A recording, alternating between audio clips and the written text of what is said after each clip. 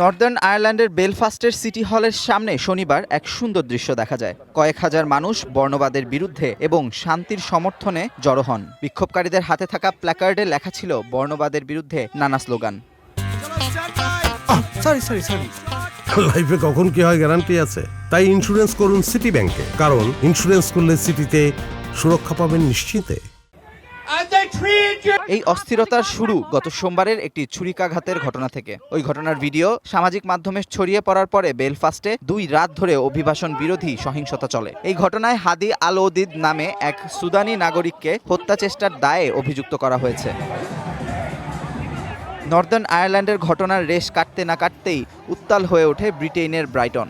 Queen's রোডে প্রায় 2500 মানুষ বিক্ষোভে জড়ো হন। একটি ভিডিওতে দেখা যায় অভিবাসন বিরোধী এবং ফ্যাসিবাদ বিরোধী দুই পক্ষের মধ্যে হাতাহাতি শুরু হলে পুলিশ সেটি নিয়ন্ত্রণের চেষ্টা করে।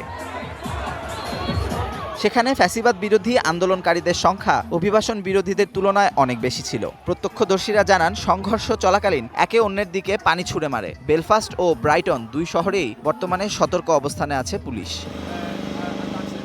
Amanur Rahman, one international desk.